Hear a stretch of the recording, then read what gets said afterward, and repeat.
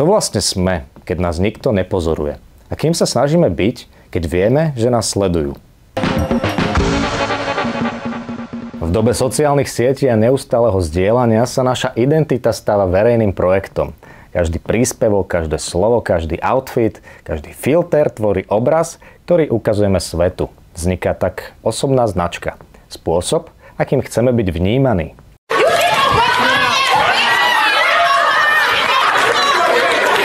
Nie je to len o influenceroch, o podnikateľoch.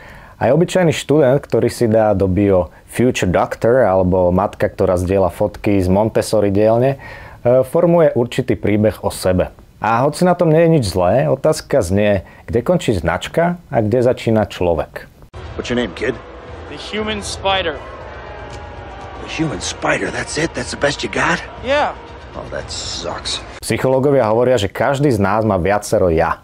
To, aký sme, to, ako sa vidíme a to, ako chceme, aby nás videli ostatní.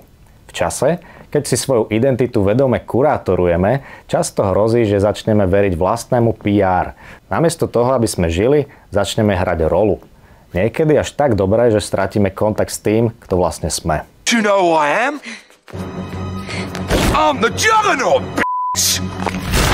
Osobná značka nie je len o tom, ako vyzeráme navonok. Je to súbor hodnôt, tónu, rozhodnutí aj ticha.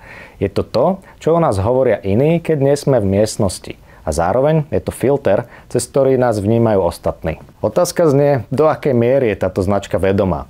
Je autentická alebo len prispôsobená očakávaniam.